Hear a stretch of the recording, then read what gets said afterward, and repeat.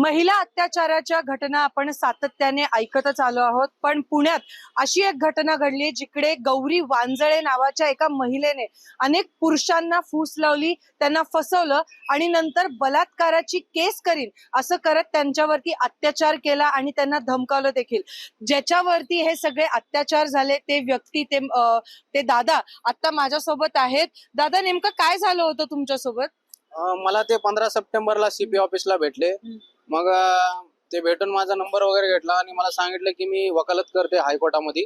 तर तुमच्या बायकोचे वगैरे जे पण नाही का मॅटर्स आहेत मी फ्री मध्ये करेल, तुम्हाला नाही का तुम्हाला मदत करेल असं म्हणत त्यांनी मला घरी बोलवलं. परत नाही का माझे डॉक्युमेंट वगैरे बघितले आणि बघून मग मला फोन वगैरे करायला चालू केले. मला गाणगापूरला घेऊन जावा, परत नाही का देवस्थान नाही ना ह्याच्यामध्ये घेऊन जावा, आपल्या तुळजापूरच्या देवीला घेऊन जावा, परत रेवदंडा अलिबाग या ठिकाणी घेऊन जावा असं म्हणायचे. आणि असं म्हणता म्हणता जवळ करायला चालू केली. परत आमच्या घरी आले. परत घरी येऊन आईला वगैरे ना का त्यांनी बोलले की असं असं बोले माझं डिवोर्स झालेला आहे, माझे पहिले 4 लग्न झालेले आहेत, बोले तुमच्या मुलाचं पण मी डिवोर्स करून देते आणि त्याच्यासोबत माझं लग्न लावा. मग आमची आई म्हणली हे शक्य नाही, तुम्ही अदर कास्ट आहे आम्ही अदर कास्ट आहे असं होऊ शकत नाही. मग तसं म्हणल्यावर नाही बोले काय प्रॉब्लेम नाही, बोले आपण कशा पद्धतीने लग्न करायचं, आळंदीला जाऊन लग्न करायचं का नाही का आपण मुस्लिम पद्धतीने लग्न करायचं असं म्हणायला त्यांनी चालू केले. परत आईला धमकायला चालू केले.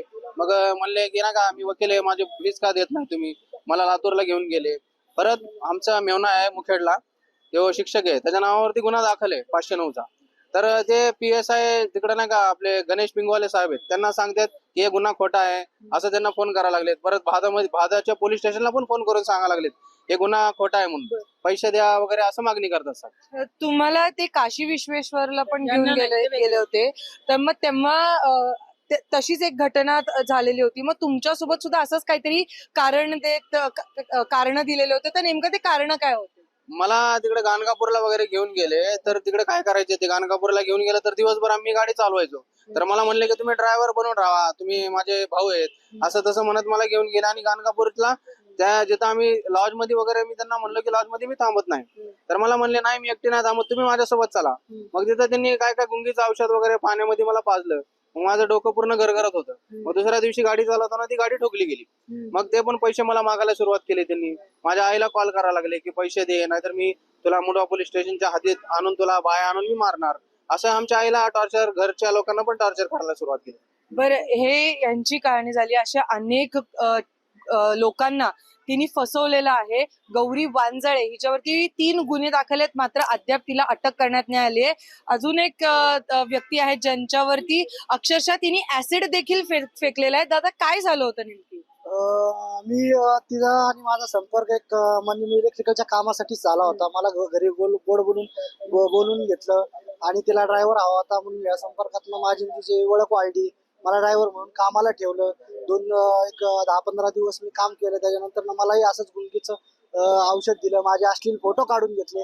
त्याच्यानंतर मला टॉर्चर करायला लागली, तुला मी बलात्काराच्या केसमध्ये अडकवेल. नंतर पैशाची मागणी करू लागली मला ती. किती पैसे मागितले आता? माझ्याकडनं आतापर्यंत तरी साधारणतः 4.5 लाख रुपये माझ्याकडनं पण घेतलेले आहेत तिने. म्हणजे माझ्या बायकोचे दागिने मला मुत्तूडमध्ये घाण ठेवून त्याचे पैसे परस्पर घेतले. माझ्या एका कामाचे पैसे माझ्या मित्राकडनं तिने ते काढून घेतले माझ्याकडनं.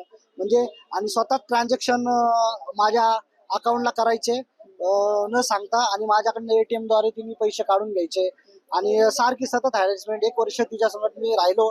मला सतत हॅरेसमेंट सारखं म्हणजे मारहाण किंवा तिचे ते त्रास मला सतत चालू. त्या त्रासामध्ये माझ्या अंगावरती तिने बरेच ऍसिड ओतलेले. आणि हे बघा मानेला माझ्या जखमी होती. आणि आता त्या कालच्या मीडियामध्ये पण ती सांगते मी त्याच्याशी लग्न नाही केलं, तो साप खोटं बोलतो. माझ्याकडे डॉक्युमेंट्स आहेत ते तिचं माझं लग्न झालेलं होतं असं त्यांना पण फसवलेले. हे बघा हे डॉक्युमेंट्स आहेत, त्या लग्नाचे फोटो आहेत. आणि तुमचं लग्न झालेलं असताना पण तिने असं तुम्हाला ब्लॅकमेल केलं. आणि माझं लग्न झालेलं असताना देखील तिने माझ्या सोबत लग्न केलं. मला म्हणली माझ्यावरती ॲट्रॉसिटीचा गुन्हा दाखल आहे, त्याच्यासाठी तू मला मदत कर, तुझी मदत होईल. असं तसं मी नाही म्हणताना पण मी बळजुबरी माझ्याशी लग्न करून मला त्रास देऊन माझ्या मुलांना किंवा मिसेसला आणि माझ्या मेहण्यावरती खोटे गुन्हे दाखल करून मला खूप हॅरेसमेंट करून तिने हे कांड केलेले आहे. बरं, आता यासोबतच आहे ना, काही महिलांना देखील फसवलंय, त्यांच्याकडनं देखील पैसे उकळण्याचं प्रयत्न किंबहुना त्यांच्याकडनं पैसे उकळलेलेच आहेत. तर कोणाकोणाचे किती पैसे काय झालं होतं त्यांनी आमच्या घराचा थोडा प्रॉब्लेम चालू होता. आमचंच घर आम्हाला मिळवून देण्याच्या त्या व्यक्तीने आम्हाला आम्हीच दाखवलं. त्या निमित्ताने आमच्याकडून 1.5 ते 2 लाख रुपये काढून घेतले. माझ्याकडे 2 लाखापर्यंतच्या एंट्री आहेत. काही व्यवहार कॅशने झालेले होते. कधी झालं आणि हे सगळं? या गोष्टीला झाले जवळ 2.5 ते 3 वर्ष होऊन गेले. त्या व्यक्तीने आमचे पैसे मला कामाला लावते किंवा महानगरपालिकेमध्ये असं आश्वासन दिलं, खोटं आश्वासन दिलं. त्यानंतर मला कामाला लावते म्हणून मी पैसे दिले. मी सोनं घाण ठेवून त्यांना पैसे दिले. ते पैसेही त्यांना मागायला गेलो तर त्यांनी माझ्यावरती शिवीगाळ केली. आई आणि माझे हे जे काही शेजारचे तर तेही पैसे मागायला त्या घरी गेले होते. तर तिने माझ्यावरती शिवीगाळ केली. आईला नाही असल्या भाषेमध्ये शिवीगाळ केली.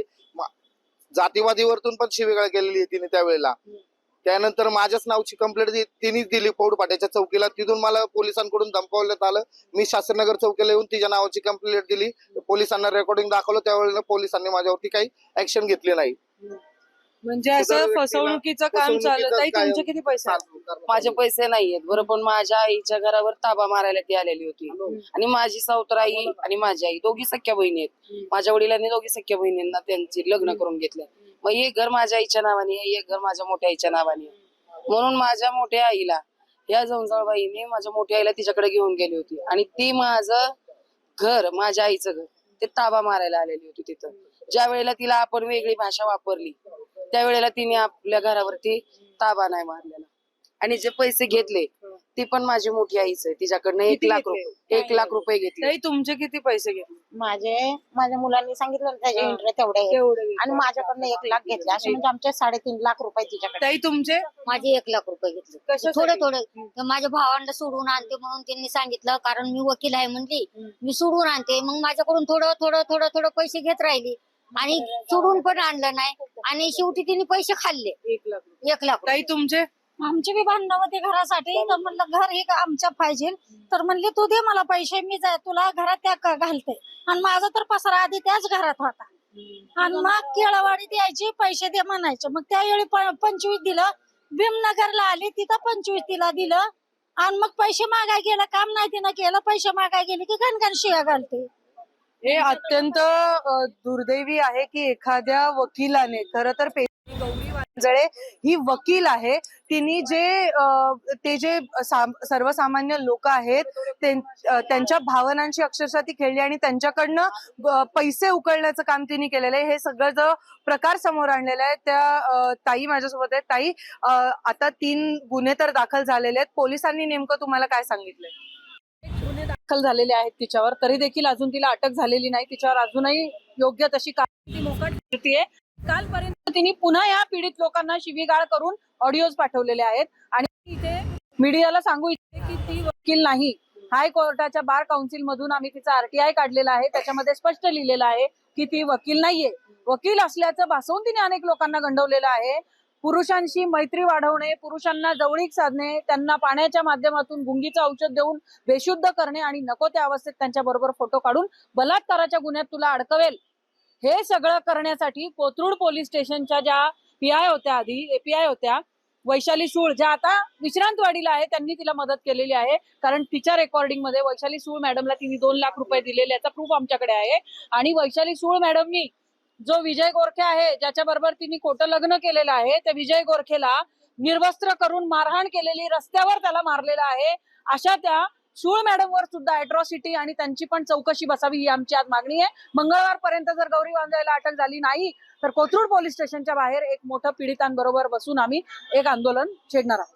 नक्कीच आपण बघितलं की अनेक जे सर्वसामान्य आणि भोळे भाबडे लोक आहेत त्यांना वकील असण्याचं भासवत खरं तर गौरी वांजळेंनी फसवलं आणि अनेक लाख रुपये त्यांच्याकडनं उकळले. आता जसं गौडताई म्हटल्या की जर मंगळवारपर्यंत तिला अटक झाली नाही तर पीडितांसोबत एक मोठं आंदोलन इथे पुकारणार आहे. तर आता हे पाहणं महत्वाचं असणार आहे की नेमकी काय कारवाई होते आणि अटक गौरी वांजळेला कोथरूड पोलीस कधी करतात. NDTV मराठीसाठी रेवती हिंगवे, पुणे.